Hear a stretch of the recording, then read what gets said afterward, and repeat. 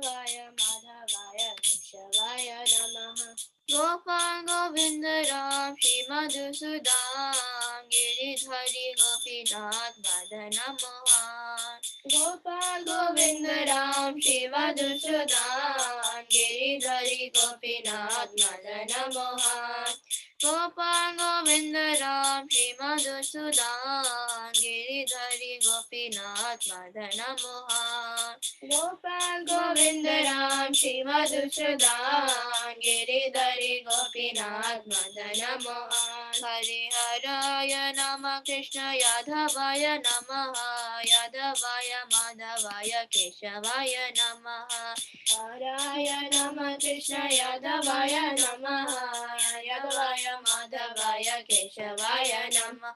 Haraya Nama Krishna Yadhavaya Namaha Yadhavaya Madhavaya Keshavaya Namaha.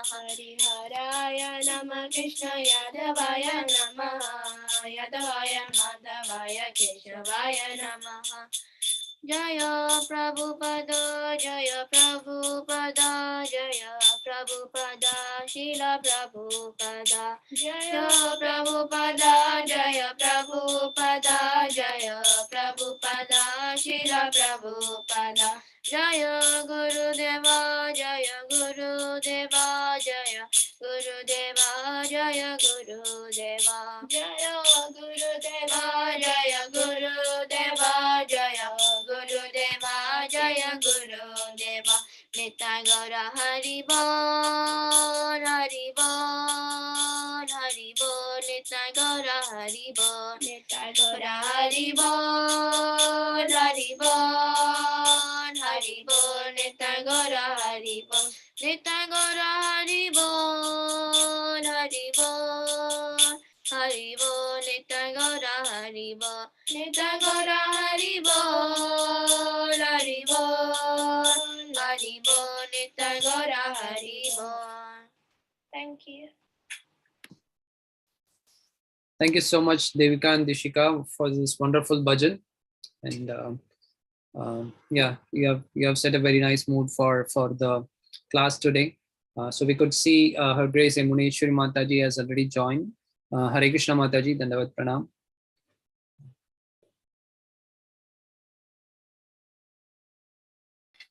Hare Krishna Prabhu, just a moment. Sure, Mataji. And in the meantime, while Mataji is getting ready, I would request all the BV leaders to encourage your members to join. So we only have 26 devotees joined till now. So there are a lot many more to get this mercy. So please encourage your members to join. Please send some reminders in your groups so that they can join sooner. Because we don't want them to miss the nectar. So.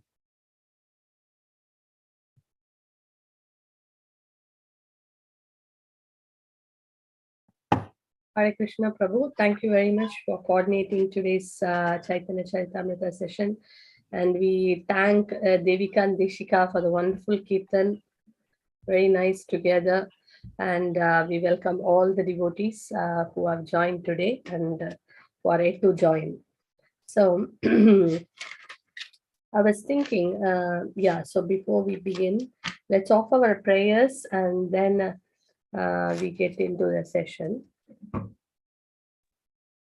In the meantime, devotees can be ready if anyone wants to share, because the first part of the session, I thought even before we begin today's topic, will be nice.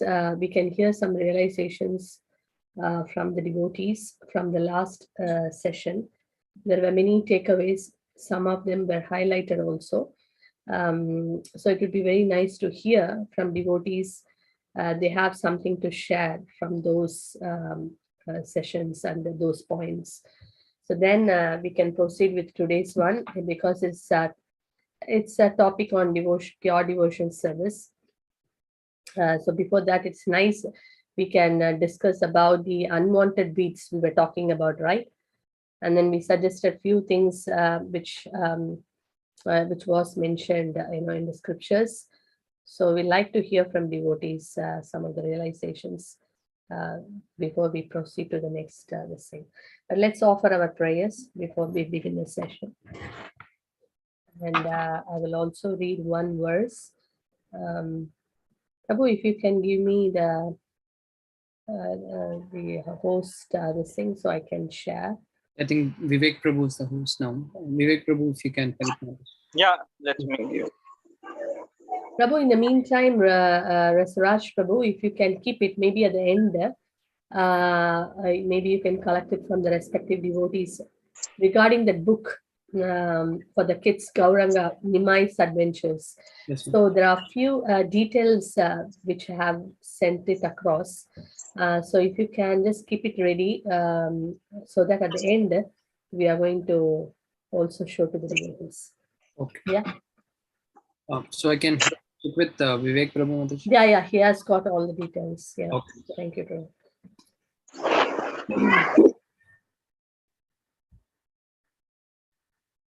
So I can share. Yes, Mataji, now you can say. All right. Thank you, Prabhu.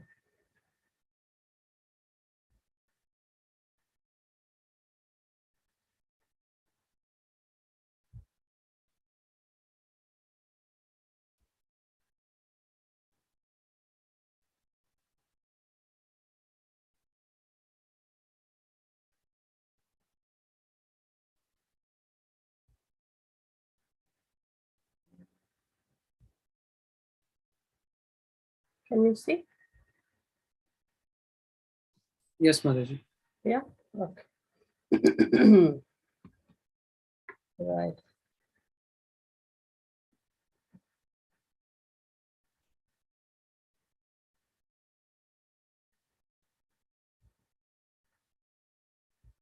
Jaya Jaya Shri Chaitanya Jaya Nityananda Jaya Advaita Chandra Jaya Gaura Bhakta Vrinda Jaya Jaya Shri Chaitanya Jaya Nityananda Jaya Advaita Chandra Jaya Gaura Bhakta Vrinda Jaya Jaya Shri Chaitanya Jaya Nityananda Jaya Advaita Chandra Jaya Gaura Bhakta Vrinda Shri Chaitanya Charitamrita ki jai, Srila Prabhupada ki jai. So we are reading from Shri Chaitanya Charitamrita Madhya Leela, chapter 19, text 166. Shuddha Bhakti Haite Aya Prema Utpanna Ateva Shuddha Bhaktira Kahiya Lakshana. Shuddha Bhakti, pure devotion service without material contamination. Haite, from. Haya is prema, love of the Supreme Personality of Godhead. Utpanna, produced. Ateva, therefore. Shuddha Bhaktira, pure devotion service. Kahiye, let me explain. Lakshana, the symptoms. Translation and purport by His Divine Grace, A.C. Bhaktivedanta Swami Srila Prabhupada Ki Jai. When one is situated in pure devotional service, he develops love of Godhead. Therefore, let me describe some of the symptoms of pure devotional service. When one is situated in pure devotional service, he develops love of Godhead. Therefore, let me describe some of the symptoms of pure devotional service. In the Bhagavad Gita 18.55, it is said, Bhaktyamam abhijanati yaman yaschasmi tatvataha. One cannot understand the Supreme Personality of Godhead in truth unless he takes to devotional service. Om Ajnanatimirandasya Jnananjana Shalakaya Chakshurunmilitam Mena Tasmai Shri Gurave Namaha. Shri Chaitanya Manobhishtam Sapitam Mena Bhutale Swayam Rupa Kadamayam Dadati Svapatantikam.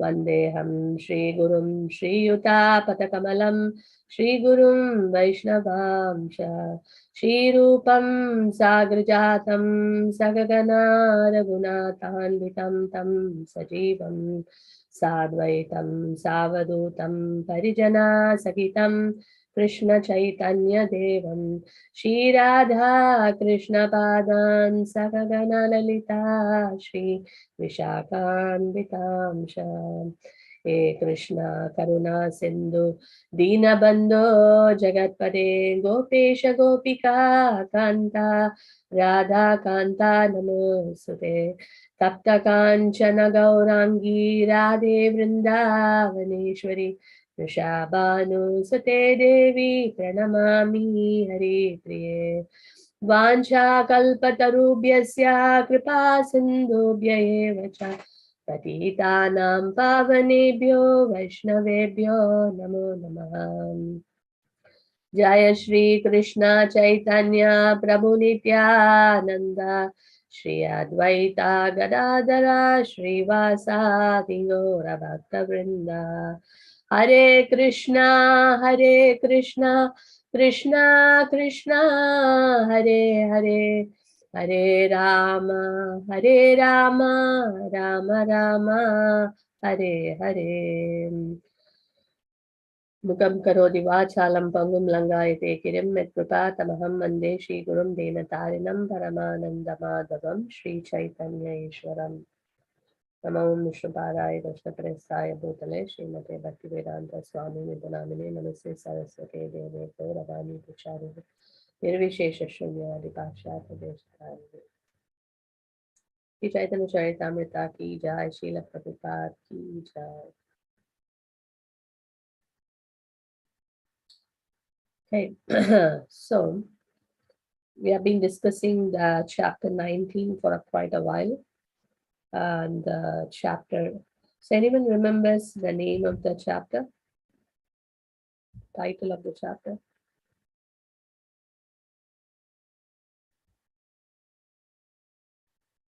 Chapter 19. Anyone remembers what's the name? The chapter name.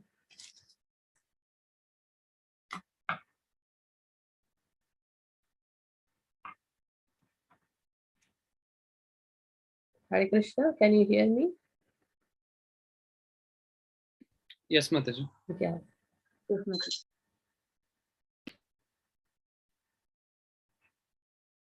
So what's the name of the chapter?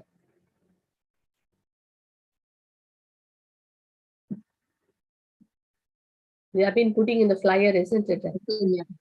Lord Shri Chaitanya instructs Shri Rupa Goswami. Yes, brilliant. Yeah. So Lord Chaitanya is instructing Rupa Goswami, and that's what we have been reading. So we have come to a topic last week of how the unwanted weeds. We have to cut down these unwanted weeds, otherwise it will, destroy the devotional creeper, Bhakti Lata. And then we have discussed some of the, weeds which we can identify and how we can cut down those weeds. Then some practical tips we have been discussing. So is there anyone who would like to share some reflections from the last session? Please feel free to raise your hand or unmute, and then you can say. So it'll be very nice, because otherwise it's one person talking. It's nice to hear from others also.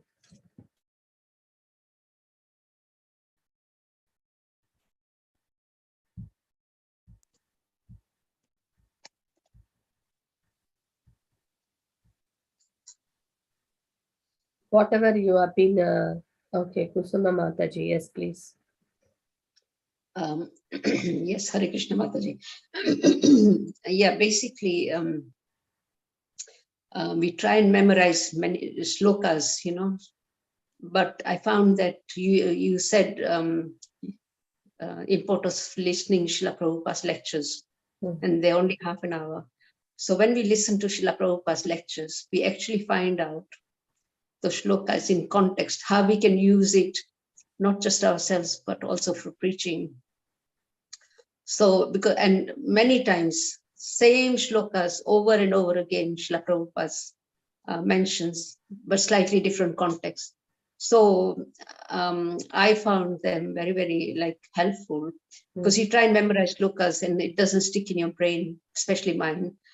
But when you listen to Srila Prabhupada and the way he uses shlokas to convince people, then that is very interesting. And I tend to remember more by listening to the lectures. So I just wanted to share that.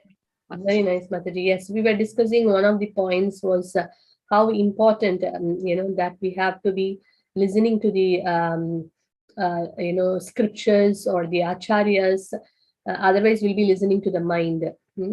So one of the ways to uproot, these weeds is also is to hear constantly the Shravanadi Jal. We keep hearing, and then this, and it helps us to understand also what kind of weeds we have got. When we hear more and more, then we will be more aware. Not only aware of the the weeds, but also the ways to uproot it. So that's very nice that you also mentioned very nice point on the context, not just reading the shlokas, but it's on the context and how to apply it practically. Very nice, Mataji. Thank you very much. And I could see one additional point, Mataji, is that many people say they can't understand Srila Prabhupada because of his strong Bengali accent. But nowadays, all the lectures are actually, the transcript is available when you're listening to the lecture. So we can always go over and over again to see how, when, whatever, all the shlokas, and we can understand the lecture more. Exactly. Because the transcript is available there. Very nice. Thank you, Mataji. Yeah. Rasarna Prabhu. Harishma Dandat Pranamati. Madri, from last session, I just have one of the important realization, Madri, which we're also reflecting on later on in our circle BDM sessions, which was really touching, and it's like a constant reminder. So generally, in the last session, you mentioned about, it's just not that now progressing in our spiritual life is important, but also identifying the weeds and removing also is equally important. And on that basis, I think you mentioned an example of analogy of when we grow plants, we also simultaneously look out for the weeds, unwanted weeds in the area, and then we remove it so that the plants grow nicely. So that part really made me realize that yes, apart from growing in devotional path, growing in devotional service is very important, but parallelly is also important is the identifying and picking up the weeds, because if the weeds are not identified and not picked up, no matter how much we grow in devotional path, still there'll be something pulling us down. So that's what it was a great reflection for us, Mataji, to remember constantly that it's just not focusing on devotional progress, but also parallelly focus on what are those anarthas I have, how to overcome that. So that was really highlighting for us. Thank you. Thank you, Prabhu. Thank you very much. Yeah, Haribol, an important point to remember all the time. Yes, thank you, Prabhu. Varsha Mataji. Hare Krishna Mataji, Dandavat Pranam. Dandavat Mataji. Mataji, one thing I really remember about the class last time was that you mentioned that we do service, which is good, but we should always introspect after doing the service that what was the mood of the service and with what intention we did the service. The intention should be to serve the Lord or to serve the devotees. It should not be for name and fame. So we should always introspect after doing the service. To that way it will help us to remove the weeds and help our Bhakti Lata bridge to grow. Yes. Oh, very nice, Mataji. Yes, reflection or introspecting on what we have done is one of the ways to. Otherwise, if you're not reflecting, how do we, identify, isn't it? Yes. Yes, that's been one of the nice points you mentioned, Mataji. Thank you. Yeah. Okay. So if someone is, yes, it's nice sharing points, and also if something you applied and you kind of doing it also, you can share. So thanks, Varsha Mataji. That was a very important point. Yes, I can see Aparna Mataji's hand. Yeah.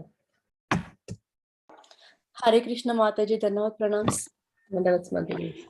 Mataji, from last session, the most touching point for me is like when we are very new to the ISKCON, to this congregation, like as you mentioned, you give so much respect to everyone, but over the period you will be used to with them, you will be very close with them.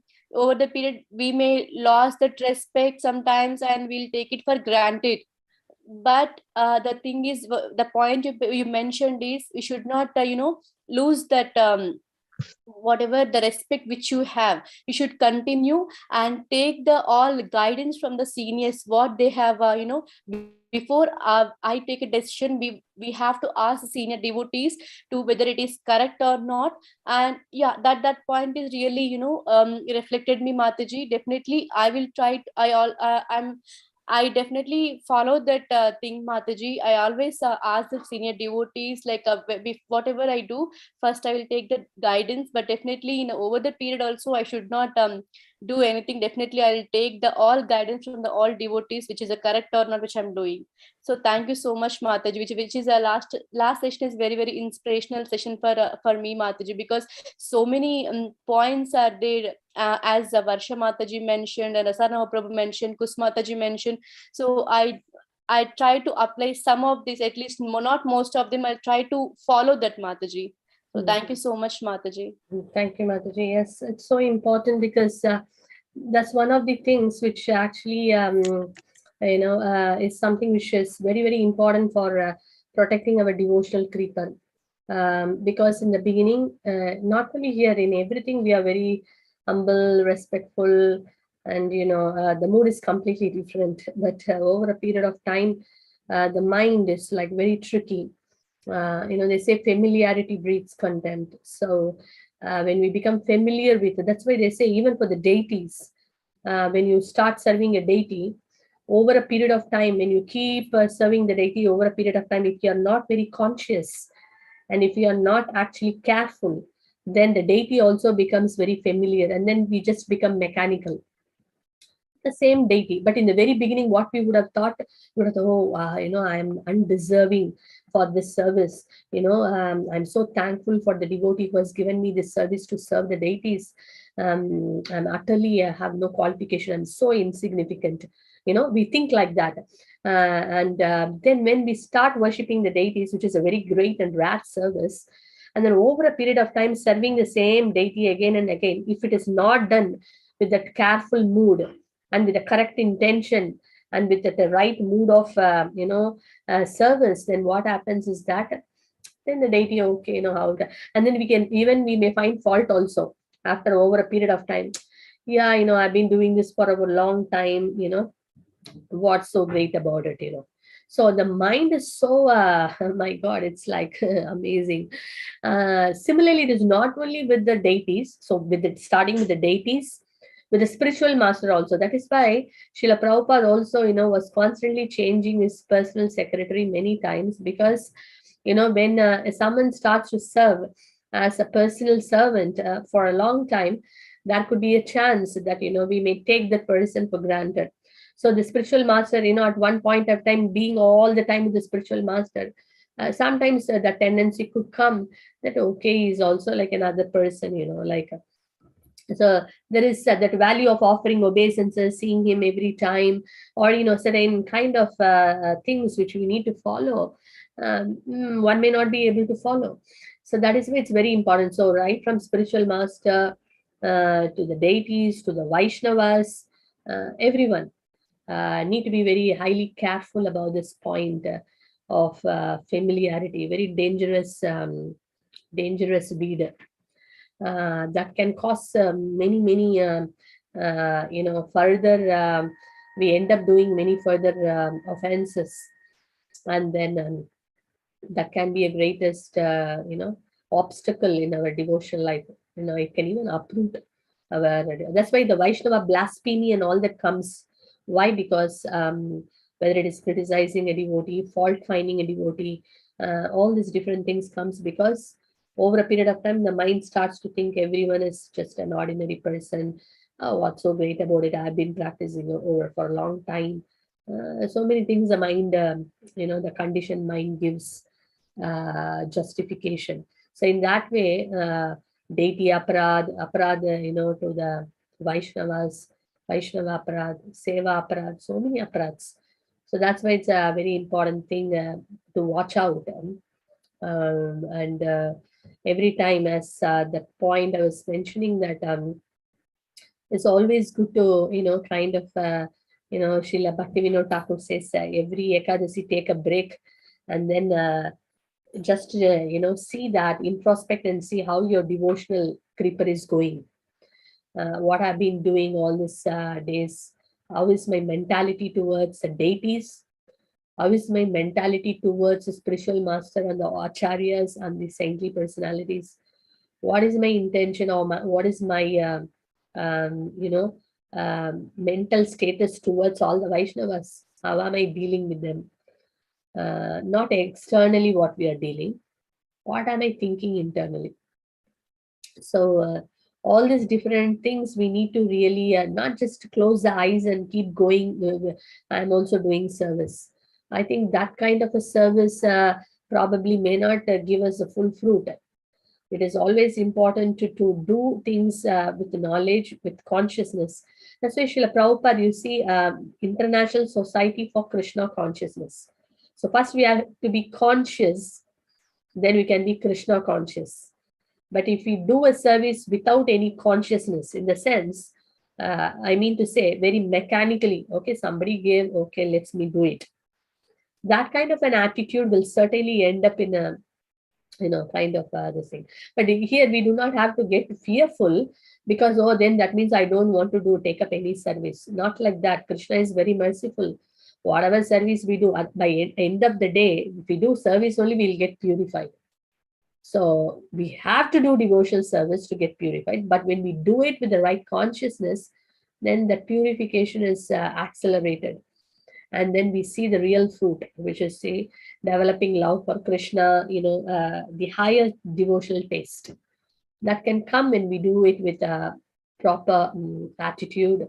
And that proper attitude comes by proper knowledge. If we don't know, then how the attitude will come? Only proper attitude, we can actually gain all these things. So it's a very important point Mataji brought. So it's so we have to do devotional service where we should really be present there when we do. When someone gives a service, how do we actually accept the service in the mind? That is also matter. That also matters a lot. If you want to progress in devotional life, say for example, someone is giving a service, okay, Prabhu Mataji or someone, okay, this is a service, it's come up, would you like to take up? How are we receiving the service? That is something we have to see. Am I receiving the service in a note of, in a mood of burden? Or am I receiving service, okay, they said, okay, let me do it. Or am I receiving with great joy and great, the mood of gratitude? So, and then how am I thinking? And then not that, when we get a service, immediately jump into the service and we do the service.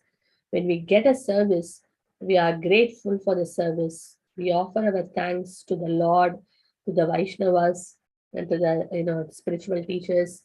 We are very grateful. Then we also understand how I should do it. It could be a very simple service to a big service to a small service. How I can do this service nicely, and then taking guidance to do it in a way which is pleasing to the Lord. And then after doing the service, introspecting, and then going back and asking, okay, I did it like this. What is your comment? How can I improve? That kind of an attitude. So how many times do we go back and introspect, first of all? How many times we introspect and take guidance? Sometimes we may do introspection, but we don't take guidance. So it's important that we introspect and take guidance so that that particular mistake or things, we are not doing it next time. And we are improving the quality of the service. So every time if we keep doing like that, then we really will be growing and evolving in our service, in our mood of performing service to Krishna.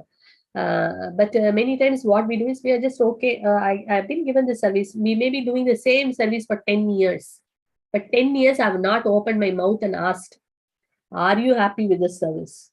How was my service done? What is the thing I can improve on my service? How many times we go back and ask? We just be like, okay, I'm doing it. Okay, cool. That's it.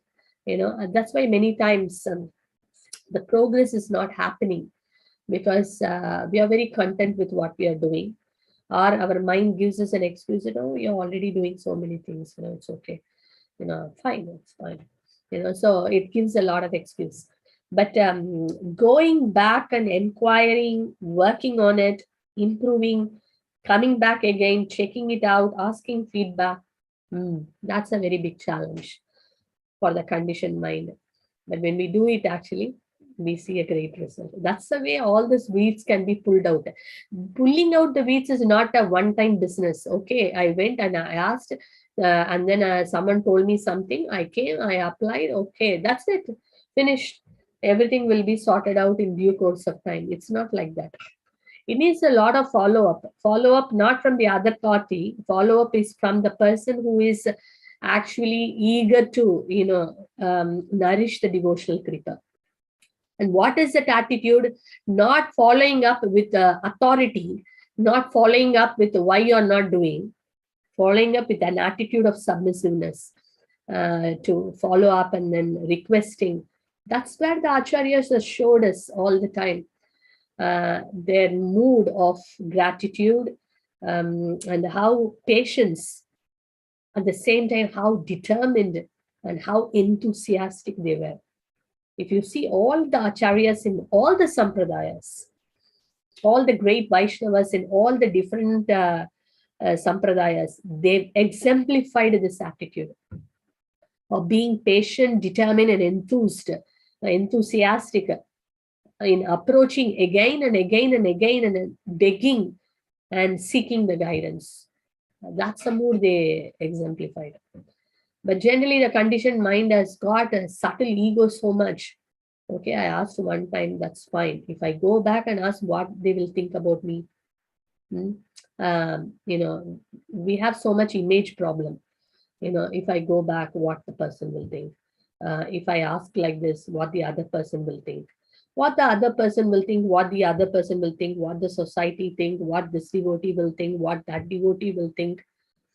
And then we are so much, kind of mind occupied with all these different external things, being wanting to be good, in the books of everyone.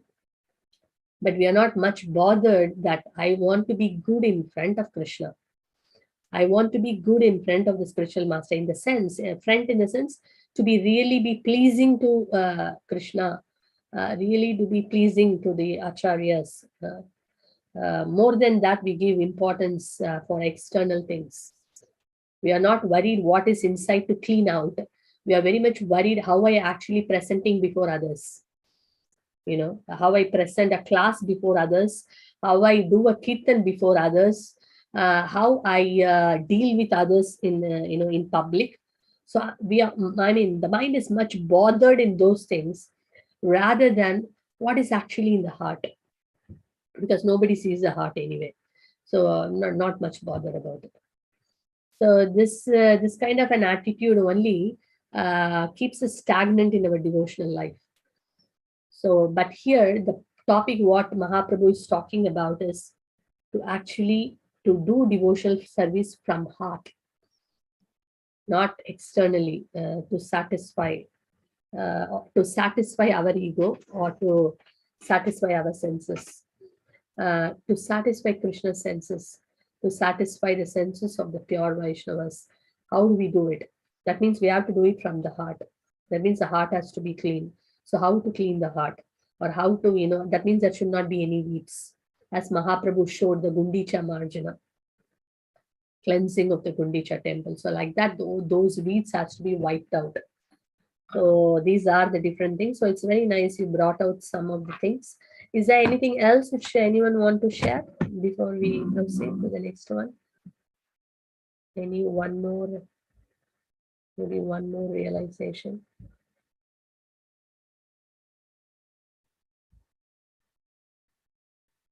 That is why you see the pure devotees, Krishna is called Atma Rama, self-satisfied, right? He don't need an external personality or an external object to satisfy himself. He is satisfied by his own self. Similarly, pure devotees, being the perfect examples of they are in a way representing the Supreme Lord. They are also like Atma Ramas. They are fully satisfied by serving the Supreme Lord. They don't need any external things. Many times our happiness comes in a devotional service. How?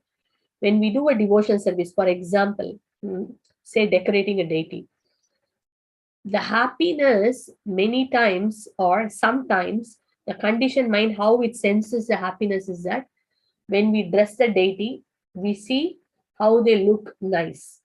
But if somebody else comes and says, oh, today actually the decoration looks absolutely stunning and beautiful, wonderful, So do we derive happiness? The question to ask to ourselves is, am I getting happiness? Say, for example, I have done, the decoration, or dressing, like, Ekadasi and all that we do, or special festivals we do, the special dressing. Okay, say, example, if I have done a service decorating the deity at home. So I have to ask this question to myself, is my happiness, why I'm feeling happy? Am I feeling happy because I got an opportunity to dress the deity, or I'm happy when that decoration comes very nice, deity dressing comes very nice. By seeing that, I feel very happy that the Lord has very kindly allowed me to dress him so nicely. So is it because of that happiness comes, or someone else is telling, it is fantastic, it's marvelous, it's amazing. So am I getting happiness because someone has actually, given a compliment? So like that, when we actually look into details of each devotional service, it could be giving a class, to giving a talk, to do a kirtan, to what is that making me happy? Is it someone's compliment makes me happy, or a few devotees coming and telling you that this was simply amazing, fantastic, and that made me happy, or the service itself made me happy? So there are many small, minute details to see what is. From that we can understand what is that we were looking for, what is that our heart was looking for. So this is the way we can pull out the weed. So that is why that introspection. So introspection is not just that, okay, how I did it, but each moment, what was I thinking? How was my this thing? Say, for example, two devotees were doing a service together, same service. So after the service got finished, both of them have equally contributed to the service, 50-50. But after the service, one person is called and was given, all compliments, or one person was given some gift, or appreciation, whatever it is. What would be our mood?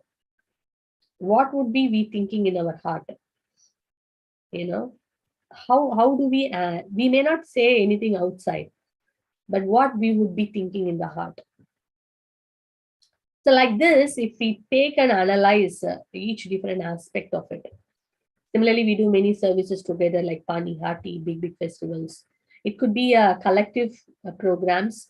It could be individual service, whatever it is.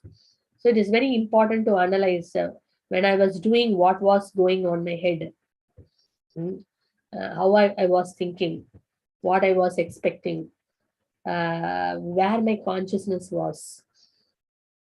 These are some of the things we kind of learn to kind of work. And then we see that gradually we can identify so many subtler kind of weeds.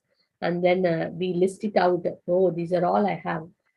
I thought I don't have anything, but now I have identified all these different things are sitting there.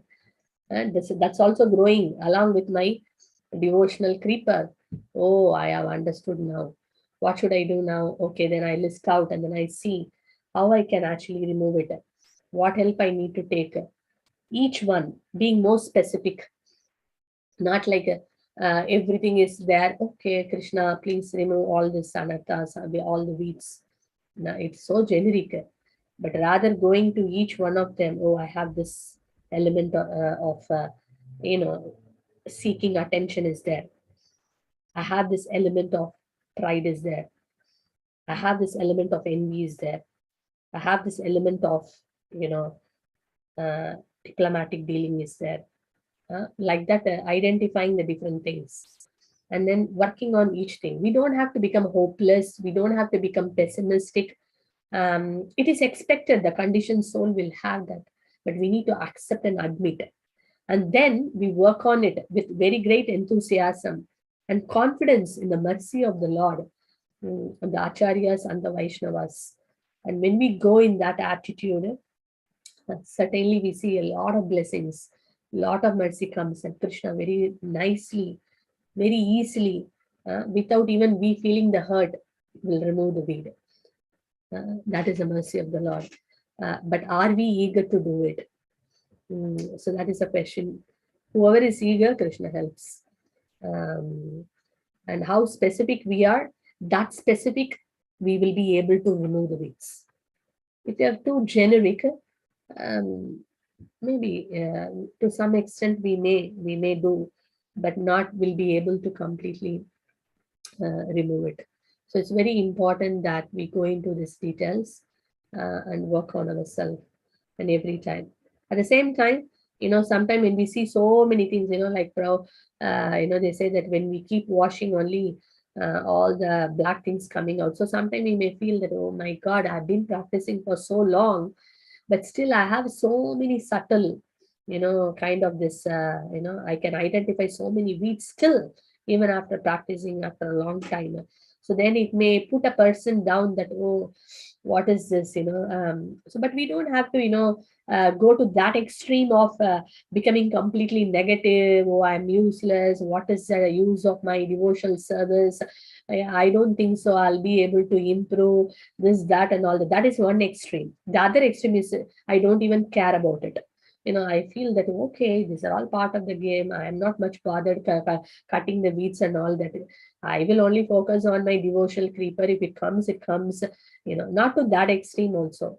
We try to identify, understand, and then and gradually work. It's a gradual, Srila Prabhupada is a gradual process. It's not a slow process. And it is not a fast process either, in the sense that it like today I do it, tomorrow I can see the result. It is a gradual process. We need to have the patience. So with that mood, we approach in removing the weeds, in cutting down the weeds, then we will see a big result. So that's all about the last week's one.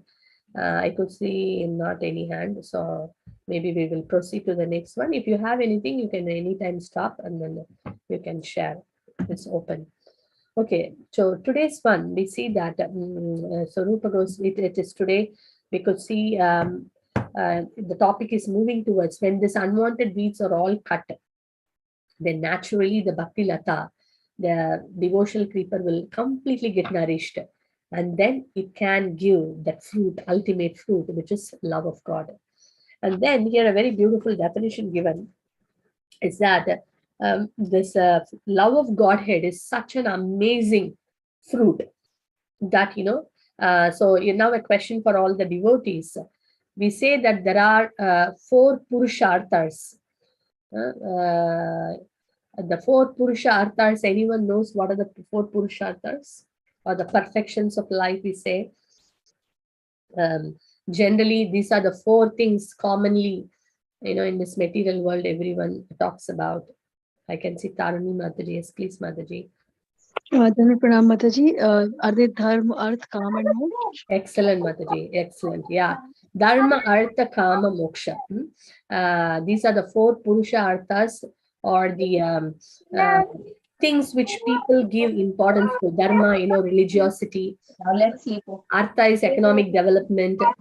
Kama is sense enjoyment, and moksha is liberation. Generally, people talk about this. And in fact, they say that, we should follow some dharma But more importance for Artha, economic development, Kama. Actually, in this material world, most importance or great importance is given to the second and third. That is Artha and Kama. Dharma is given little importance. That is like a, okay, it's like an image maintaining. I should follow some religiosity. Prabhu can quickly unmute. Okay, you can hear me? Yeah. Yes, Mataji, we can hear Yeah, that. thank you. Yeah, okay. So not many people give importance for a dharma or moksha. It's more on artha and kama. But this is generally what the way scriptures talk about. But there is one fifth important thing which many doesn't talk about, but which has been the topmost above all the four. That is considered as the topmost goal of life. What is that? Fifth one. Panchama Purushartha. What is the top? Anyone? Bhakti, Mataji. Huh? Bhakti. Bhakti. Can we say it as bhakti, devotion, devotion to Krishna, love of Krishna. That is considered as a fifth. All four are still material perfections, but this fifth one is the topmost, considered as the love of Godhead. So we see here the pure devotion service, how powerful. Very nicely there is a verse given.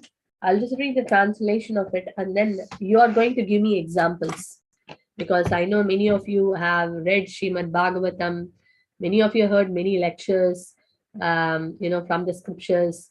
Could be from Chaitanya Charitamrita, from Bhagavatam, and from other scriptural books. So you can give a lot of examples. Let me read this one. So it is mentioned that the power of pure devotional service.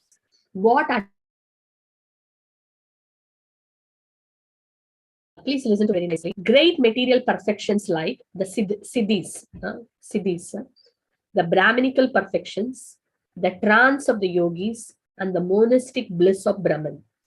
All are wonderful for the men as long as pure love of Krishna that acts as a perfect medicinal herb for controlling him doesn't manifest even a slight fragrance within the traveler on the path of the heart. What is here it refers to is that someone may think these are the things which are so wonderful. What are the things wonderful? Siddhis, attaining perfections, different kind of mystical perfections. One may think that is the topmost. As long as they have not tasted, they can only say that is topmost until they taste what is pure devotion service. If someone tastes pure devotion service once, they will not even turn towards this, mystic perfections. That is the point. So mystic perfection may look so wonderful.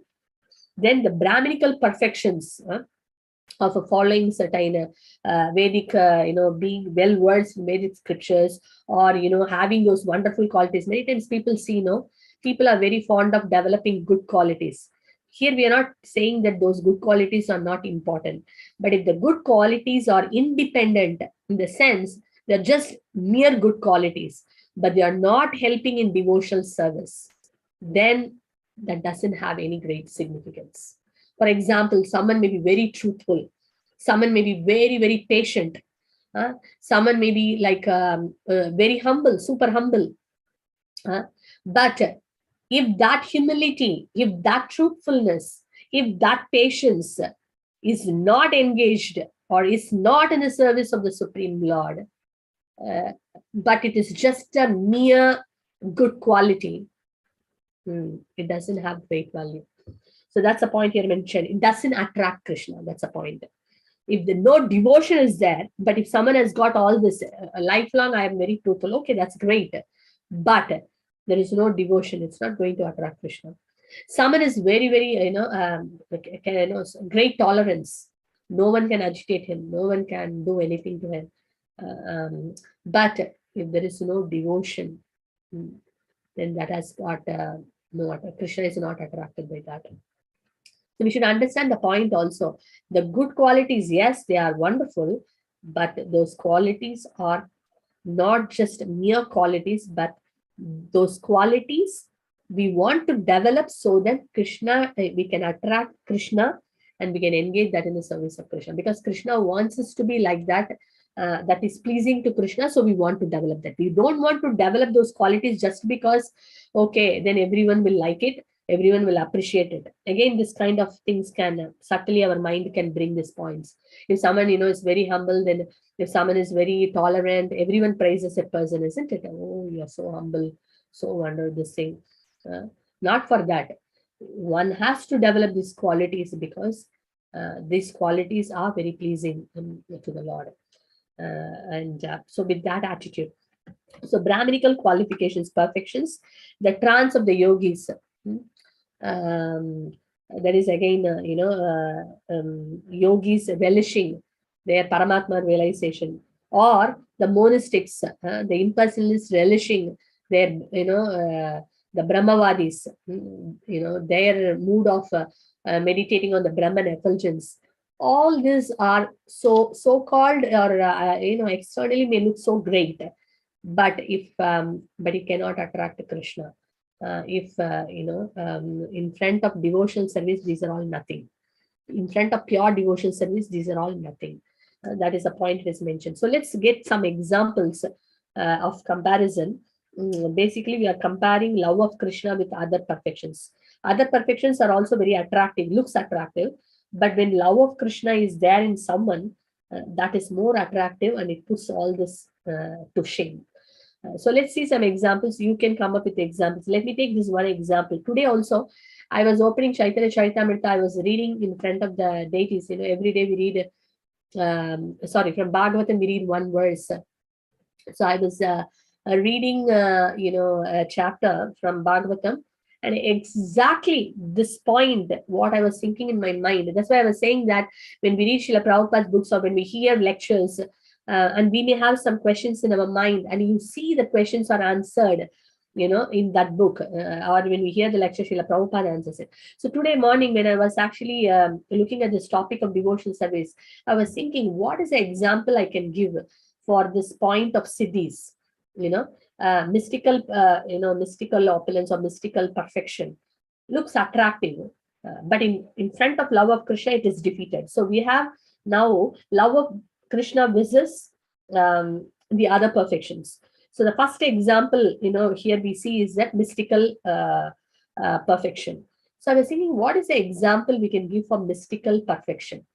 Some few things came into my mind, but when I read Srila Prabhupada's book today from Srimad Bhagavatam, the super excellent, quality of Krishna, in that Prabhupada very nicely exactly writes. I will not tell that one. Let me hear from all of you, and then I will tell what an perfect example Prabhupada gives for this particular, example which we are looking for. Let's see. Before that, can any one of you think of a devotee with pure devotion? Think of a person with great mystical power. And this person, this is this person. Who attracts Krishna? Very easy. There are many examples. We have read this many times. Yeah, Mataji. Hare Krishna, Mataji. Durvasa Muni and Ambarish Maharaj. Okay, Ramapriya Prabhu is saying Durvasa Muni and Ambarish Maharaj. Perfect example. Then any other examples you could think of? I can think of Rama and Hanuman, Mataji. Huh? Rama and Hanuman. Actually, at some point, Rama himself got surprised, or kind of. How to say? And Tamil, I know, but I am trying to find English word. I appreciate your effort, Prabhu. The question is, please understand the question. The question is, there are two perfections we are talking about. One is love of Krishna. Another side, you have mystical perfection. Someone who has got great mystic powers. Okay. Think of a personality with great mystic powers, and think of a personality who has got love for Krishna. So this person versus this love of Krishna versus mystical perfection. So which one wins? So this is a question I'm asking from the scriptures. Hare Krishna Mataji. Vishwamitra and Haridas Thakur Mataji. Vishwamitra, Haridas Thakur, wonderful. I kept that for another, for another example, but that's also there. That's also there. Very good. Excellent. Yeah. Any other example you could think of? Mataji, Prahlad Maharaj and Hiranyakashipu. Prahlad Maharaj and Hiranyakashipu. Yeah, to a degree. But Hiranyakashipu also had, of course, many mystical this thing. Yes. But someone whom you can connect with mystical. Ravana and Vibhishana. Ravana and Vibhishana. Can as well. Yeah. Okay. Okay. Anything else? Mataji, Saubhari Muni and Garuda, Mataji. Saubhari Muni and Garuda. Okay. Yes. All right. Very nice. Yeah. A lot of examples coming up. And the example what I saw today in that book was this example of Durvasa Muni and Ambarish Maharaj. As Ramapriya Prabhu mentioned. What a perfect example. And all the examples are fine. And, very nicely we see that Durvasa Muni is such a great personality. All mystic powers. And we know that example that, that Ekadasi fasting story, we saw that how, he went to take bath and, Ambarish Maharaj with a very loving heart, he was waiting, for for Durvasa Muni to return so that he can break the fast. But the time is going up, and now is the time to break. So then Ambarish Maharaj gets the advice of the Brahmanas. And then they say that, okay, take water. So he drinks a drop of water. And when Ambarish Maharaj drinks a drop of water, see, Durvasa Muni has got such a mystical power that he is taking bath in Yamuna. And he could see that Ambarish Maharaj has already broken the fast. And he gets so angry. And then what does he do? He actually, from the hair, he pulls out his hair and then creates a demon, a fiery demon. That is the power of Durvasa Muni. He can create a demon who can destroy. And this fiery demon is coming, to kill, he has created to kill Ambarish Maharaj. And then Ambarish Maharaj, what he do? He did not do anything. He did not retaliate. He did not protect himself. Nothing he did. And Sudarshan Chakra came, to protect him. Not only Sudarshan Chakra came and killed the demon and chased Durvasa Muni. And Durvasa Muni has got such a mystical, potency that he can go anywhere in the outer space. Any planet he can enter. That was his mystical power. That he could enter into Brahmaloka, and the Brahmaji said, no, sorry, I cannot give you shelter because Sudarshan Chakra is the Lord's, celestial weapon. I cannot actually, it's a transcendental weapon. I cannot give you shelter. And Kailash he goes, and Lord Shiva also says, no, sorry, I can't. And then finally he goes to, Lord Vishnu himself. Lord Vishnu says, no, I cannot give. You should go to the, my devotee and ask for forgiveness. He falls down, and then what did Ambarish Maharaj do? He did not get angry. He did not say, see how great I am. You have to surrender at my feet. Did he say that? No, he didn't say anything. He prayed to Sudarshan Chakra, please, you calm down. Please protect her. Please protect her, Durvasa Muni. That was the mood of Ambarish Maharaj. And Sudarshan Chakra left, Durvasa Muni just because of the petition of Ambarish Maharaj. So how powerful was this Muni? He could understand from a distance everything. He could create a fiery demon. He could go in the outer space. He could enter into any planets, but got defeated. Got defeated by Ambarish Maharaj. He did not have any of these things, but he had pure devotion for Krishna, and that conquered everything. Srila Prabhupada writes, I'll read this one as it is. In the purport, he writes actually in the next verse actually. Devotional service can control the Supreme Personality of Godhead, who is the supreme controller of all universal affairs. Devotional service can control the Supreme Personality of Godhead, who is the supreme controller of all universal affairs. No one can control him. Nothing can control him, and no one can control him. But what can control him? Devotional service. And who can control him? Devotees, pure devotees, more specifically, pure devotional service. So that's the power of pure devotion. So when we hear this, it makes the point clear that we do not have to, one do not have to aim for all these mystical perfections, because a devotee, just by developing pure devotion, naturally has got all the potency. Naturally has got all the potency. You see, that's the power of devotion service. I gave this example of Rasikananda, the great, devotee coming in the Gaudiya line. Sri Rasikananda Prabhu, he was once, kind of brushing his teeth, with the neem brush.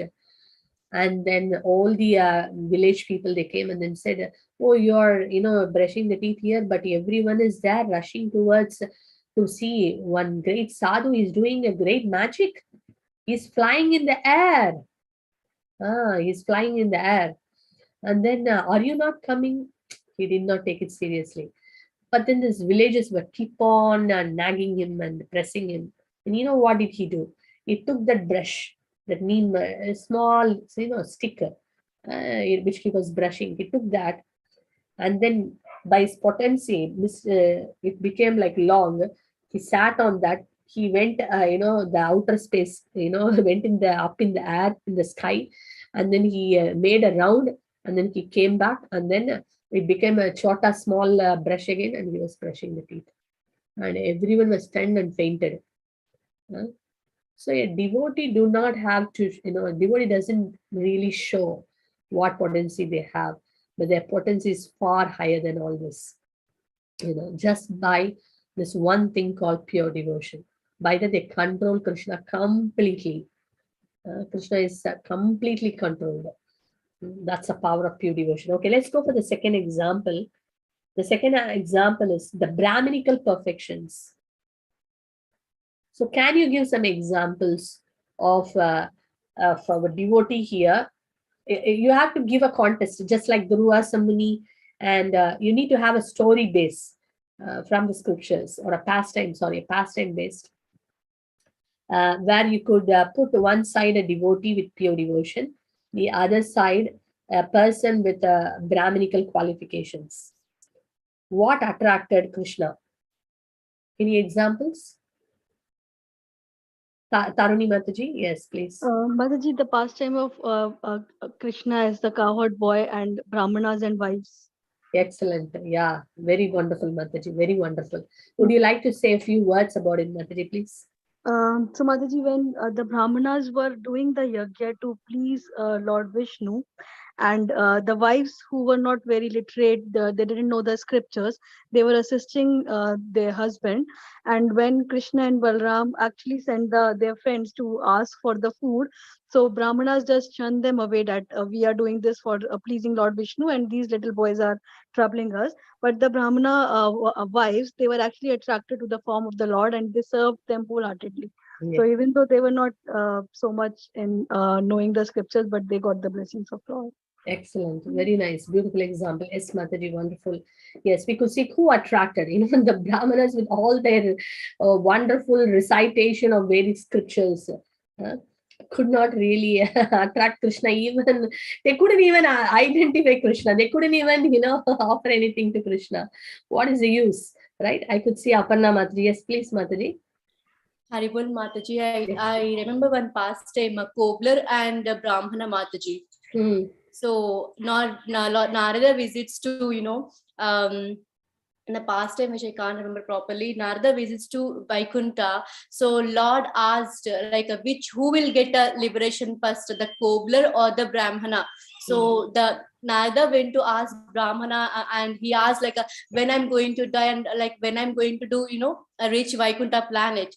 So have you seen first Lord Vishnu? Something I can't remember, Mataji, but Lord mentioned the cobbler. Yeah, the cobbler asked the question. Narada asked a question to cobbler, what Lord is doing means, Lord is doing from needle from needle he's trying to pull the elephant out. But the same question asked to Brahmana, how that is doing, how that is possible. So the difference between the Brahman qualities and a devotee, Mataji.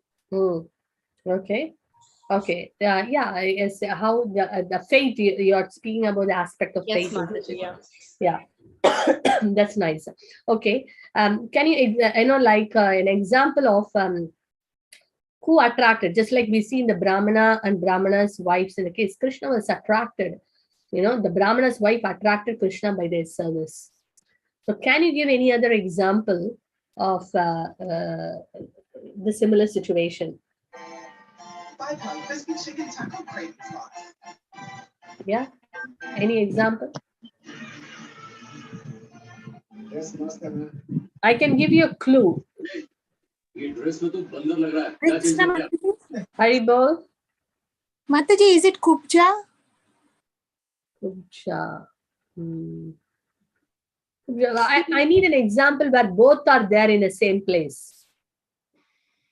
Just like Brahmana's wives.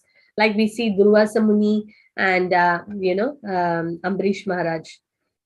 Anyone remembers from CC? I gave one example long back in one of the class, and it is quite a very famous example. Very famous example where Lord Chaitanya Mahaprabhu got attracted. Taruni Mataji again, yes. Mataji, that illiterate Brahmana in South India who was reading Bhagavad Gita and was not able to read anything. Yeah. Could you explain? Yes, please. Mataji, what I remember is like when Mahaprabhu was on the South India Yatra, so he met a Brahmana who was reading Bhagavad Gita upside down, and tears were flowing from his eyes. And then Lord asked him that, what are you reading? So he said, I can't read anything. And he was like, the literate Brahmanas of the area had outcast him. They would make fun of him. So Lord asked that, what are you reading? So he said, I can't read anything. So he said, then how are you crying? So he said that because when I see the picture of Lord Krishna, who is the supreme person taking the role of the character of Arjuna, so I feel like how much merciful he is, and just thinking makes me cry. So then Mahaprabhu gives him the embrace and says that you have understood the true meaning of Bhagavad Gita. Excellent. Yeah, very nice, Mataji. Yes, what attracted the Lord. So thank you, Mataji. I'll give one other example from Jagannath's pastime. This is a very famous pastime. It's also in you can find this in one of the books. I think Bhakti Purushottam Maharaj's books. It's there about Jagannath. It is mentioned that in the Jagannath Puri temple, that there is a place called, I think people who have already gone there, it's a place called Jagamogan. It is a place they perform dancing and chanting, for the pleasure of the Lord. The dancing area, or the Kirtan hall, basically, for the Lord. So this Jagamogan, there was one person by name Manidas. He was very, very devoted to Lord Jagannath. At one point of time, he didn't have anyone in his family, and then he decided that let me dedicate my life in the service of Lord Jagannath. So he came to Jagannath Puri, and then in front of the Lord, he was always chanting, dancing, with so much, devotion in the heart. So, and Jagannath was also relishing that. But what happened was, especially on this Jagamogan, that dancing area. But then there one Panda, it's called Purana Panda, he came and started reciting every day from Vishnu Puran, reciting the verses from Vishnu Puran. And when he was reciting Vishnu Puran, and he was doing it with a very great, kind of, authority, and he was speaking in a way to attract people, and then people were also sitting and, listening to him. And then this Manidasa came and he started chanting, jumping, and he was, it was creating a disturbance for him. And he started shouting, what kind of a fool you are, I'm actually reciting, Vishnu Purana, and you're not listening to this, you are insulting. You also sit down and listen. Why you're simply dancing like a fool? And then Manidasa was not listening to any of these things. He was simply, ecstatically dancing for the Lord. And then all the other people also started saying, why, you are not giving respect for the Purana Panda, and you're simply dancing, you will get a punishment. get lost from this place. So like that, they were actually, kind of very rude and, used many cruel words. And then finally, Manidasa, left the place and he was looking at Lord Jagannath. My dear Lord, I thought this is a place where I can sing and dance for your pleasure. And you are a Bhakta Vatsala. I mean, you are dear to, people who, sing and dance for your pleasure. But I could see that today everyone has insulted me, and looks like you are not also, happy about it. So I'm leaving this place. So he left the place and he did not eat anything, and he went to his home. And the next day also he did not come. He did not chant. That night he went without eating, and he was a bit, transcendentally angry with the Lord, in the sense of, my dear Lord, you are also not happy with me, like that. So then that night, Jagannath could not sleep because his devotee has not slept. So Jagannath immediately, what did he do? He went to the king, and the king was sleeping. And he went to the king, in the dream, and then he said to the king that this Jagamoga is this place is meant for chanting and dancing for my pleasure. This Manidasa, with all his heart, was singing and dancing for me. But I don't know why this Purana Panda came there and he was sitting and reading the Vishnu Purana. I am not interested in all these things. Move him. If at all he wants, move him to the, nearby, where there is the other altar. I mean, the other, place where, Lakshmi Ji is also there. A small temple of Lakshmi Ji is there. Move to the place where Lakshmi Ji is there, and he can go and recite the Vishnu Purana. But in front of me, I don't want to hear anything from him. I am much pleased. Vishwakarma has made this place just, for my devotees to come and sing and dance for my pleasure. And I only want to hear that. If you are not bringing Manidasa here, and then I will not, I will not eat. So Jagannath made a very strong statement. And then he went to Manidasa's dream also, and he said, Manidasa, you eat, tomorrow everything will be sorted out. So then Manidasa also became happy, and then he ate. And the next day the king went in person to bring Manidasa, and he made him, come to the Jagamogan, and he dressed him with a nice, he put a turban on his head and gave him all respects and appreciation, and glorified Manidasa, that you're so dear to Lord Jagannath. You can happily chant and dance, and no one come and disturb you. And in that way, Jagannath was relishing this chanting and dancing of Manidasa every day. So we see that the Lord is not, attracted for how fantastically one recites the Vedic scriptures, how fantastically he word jugglery and gives a talk and attracts the audience. He is least bothered with all these things. What attracts to him is a heartfelt, devotional singing and dancing, and for the pleasure of the Lord. One who does for the pleasure of the Lord, that only pleases the Lord. So this pastime of Lord Jagannath also, we could see a simple devotee, not having any opulence, not having any expertise, not having any so-called Vedic scholarship and expertise and erudite scholarship and this and that and all that. But the pure devotion just attracted Jagannath, that he went to the king and told that if Manidasa was not brought here, I will not eat anymore. So that was the that is what attracts. Krishna is tasting the bhava. Krishna is tasting the devotional emotions. Nothing else he wants. And Srila Prabhupada writes, in the purport of this next verse, he writes that how Mother Yashoda controlled Krishna. He's a controller of the entire universe, but Mother Yashoda controlled Krishna by her stick. One stick she showed, and Krishna is very fearful. Oh yeah, yes, I know, I will not do any more naughtiness. And she tied Krishna also, Damodar Leela. And we see by friendship, Arjuna tied Krishna, controlled Krishna, made him as a Parthasarathi, made him to do menial service of washing his horses, sitting and, getting all the beatings from behind, whatever direction Arjuna is showing, he was taking the horses, chariot, So we could see that how Krishna was bound, controlled, completely controlled, and how the gopis controlled Krishna. And Krishna said that I cannot give you any more. You be satisfied with your devotions. I have nothing to give you. Krishna says, I have nothing to give you.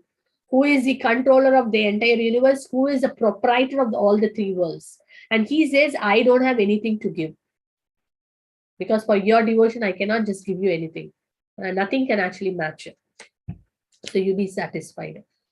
So the gopis, Srimati Radharani, and how by the conjugal mellows and by the Madhurya Rasa, they controlled Krishna. And Mother Yashoda controlled Krishna by her Vatsalya. Arjuna conquered Krishna by his Sakya, mood of Sakya. And then servant, there are innumerable devotees, right from Hanumanji, how he attracted Lord Rama. So like that, we can say so many examples of how all these great personalities by their devotion controlled Krishna. Krishna was completely under their control. You do whatever you want. Like Lord Chaitanya Mahaprabhu said to Srivas Thakur and many great, of his pure associates, you can sell it to anyone. Now I am your property, you can sell it to anyone. That is the level of devotion. Completely, they have purchased the Lord. Like Srivas Thakur, his devotion so exemplary, the Lord said, I am completely purchased. And Srivas, you can sell me anywhere. So that much they controlled the Lord by their pure devotion. That's the power of pure devotion. Nothing else. We can take examples from Mahabharata, Ramayana, Chaitanya Charitamrita, Srimad Bhagavatam. Can we give one example where the Lord was controlled by mystic powers? Can we give one example where the Lord was controlled by Vedic knowledge and Vedic expertise and all that? Can we give one example of someone who was having all the material wealth and opulence and who could control Krishna? Nowhere, not even one example in the entire Vedic literatures we can give. And we can see these books are filled with examples of devotees who have the pure devotion and how they controlled Krishna completely. And Krishna was ready to do anything and everything. So that's the power of pure devotion. We have not still finished. There are much more, and we will come up with more questions next week. So you can think in the lines of, you can refresh your memory in the lines of pure devotional service. Think of pure devotees with all these different examples what we discussed today, so that in our next week session, we will discuss more on that, because there are a few more things we are going to see. We have not even seen the definition. Rupa Goswami is mentioning Anya Bilashita Sunyam. What is pure devotional service? What is the definition of pure devotional service? So if you could brush up those, readings or learnings from your earlier, from whatever, wherever lectures or things, then in our next session, we will have again more of these examples. Rather than me saying you can come up with a lot of examples. But I like to end the class with one small note that today is, who remembers what is special about today? What is special about today? Harishmati, is it disappearance day of Gopal Bhatta Goswami? Yes, today is the disappearance day of Shri Gopala Bhatta Goswami, one of the 6 Goswamis. And Shri Gopala Bhatta Goswami, he was the son of Venkata Bhatta, who is the, which temple is that? Venkata Bhatta was the pujari of which temple? Ranganatha temple. Ranganath, Srirangam. So he was the head priest of Srirangam. And during the rainy season of Chaturmasya, now Chaturmasya is going on. We are in the first month of Chaturmasya. So in the 4 months of rainy season, Lord Chaitanya Mahaprabhu went and stayed in the house of Venkata Bhatta. And Gopala Bhatta Goswami was a small child. So he grew up serving Lord Chaitanya in that age. And then Lord Chaitanya Mahaprabhu gave the instruction that once, when their father and mother left this world, then he can go to Vrindavan and join the Rupa Goswami and Sanatana Goswami. So similarly, later, period, we could see that Gopala Bhatta Goswami joins Srila Rupa Goswami and Sanatana Goswami. And then he writes, he has written amazing books also. And also, he was worshipping Shalagram deities. When he was, 12 shalagrams or something, he was, worshipping, and he will hang in his head, neck, and he was carrying them everywhere. And one time he developed a great interest that, I wish if one of the Shilas were like a deity, I could dress them very nicely. So then, this seeing the desire of Gopala Bhatta Goswami, the next day he could see that one of the Shilas manifested as a beautiful deity of Krishna, and the Goswamis named the deity as Radha Raman Deva. So Radha Raman, very beautiful, cute looking Krishna. So that was a personal deity of Gopala Bhatta Goswami, very great personality. And one of the 6 Goswamis every day we are worshipping. So the appearance and disappearance days of this great acharyas, the Goswamis, are special days where we can actually offer our prayers to them, pray to them, and seek their blessings and mercy to go forward in our devotional life. So it's nice, at least we can, say a few words of glorification. So I remembered Gopala Bhatta Goswami. We have a desire also in the future to do elaborately on all the Goswamis, so that we can get inspired more, and our faith in the path of devotion increases, and then we can also get their blessings. So yeah, so I'll stop here, and I request Prabhu, Rasarna Prabhu, no, sorry, Rasaraj Prabhu, do you have that children's that book one? Yes, Mataji. The video, right, Mataji? Yeah, I will stop sharing this one, and you can share. If you remember, devotees, a few weeks back, we were talking about, not few weeks, not the last, the previous week, we were talking about a very wonderful book for the children, Nimai's Adventure. And we could even, listen to the author's mother. She was speaking, they are from Mayapur Dham. The author is only 20 years old. Brilliant book. So many devotees have already given an order. We like to hear from others also, so that it can be arranged from Mayapur Dham. So today I thought it would be nice, this forum we can show again, so that those who did not get it, and I request all the leaders, please share it in all your groups. I'm not sure whether it is shared in all the groups. So please share it in all the groups, or this content what Vivek Prabhu shared. It has got all the details. We will show today, but also you share it in everything, and also in the kids and the teens groups also we share, so that we know how much we need to get the order. If we get in bulk, then it is easy. Okay, could you kindly share, Prabhu? Thank you. Yes. Vivek Prabhu, can you give me access, Prabhu? Actually, it looks like Anuradha Mataji is host now.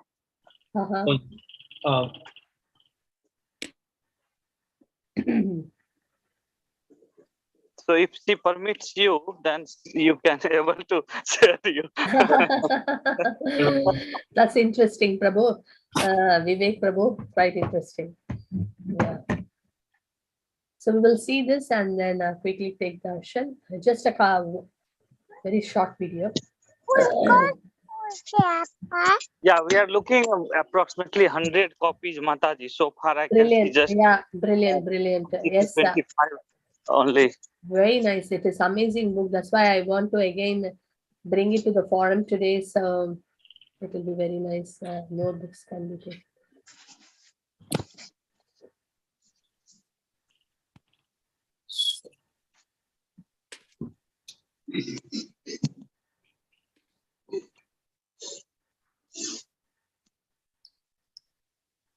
We should.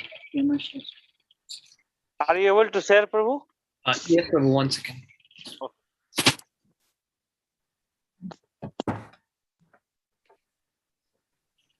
Got it?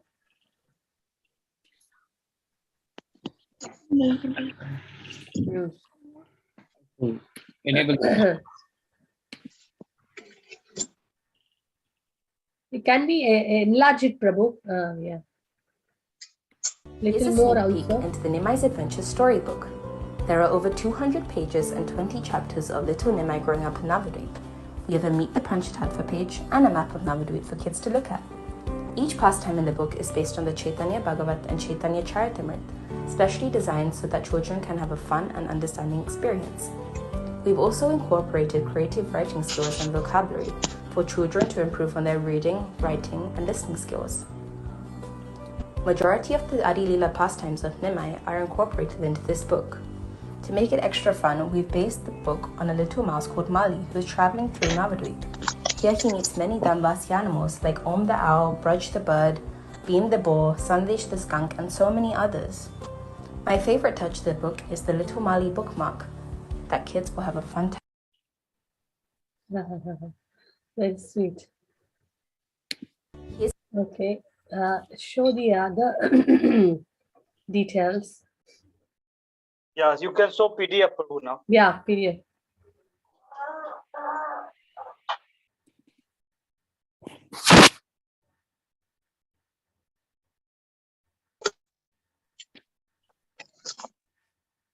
You can just scroll it out and then say the few things. So the features we can see here, how the book starts from the first page, very beautiful.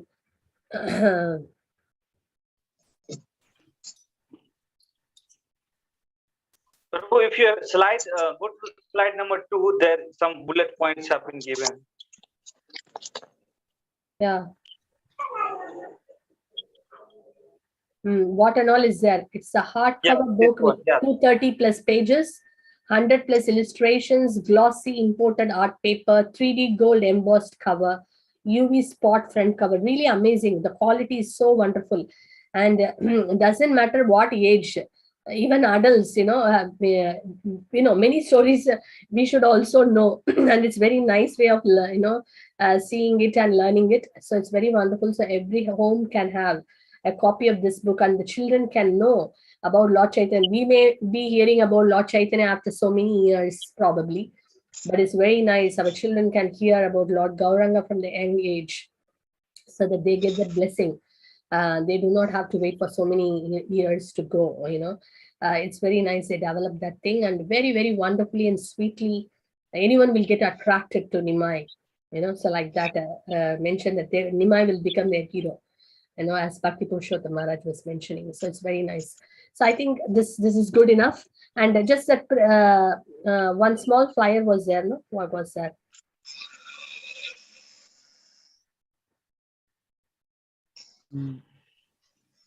No, this is that's it. Okay. Anyway, we saw that.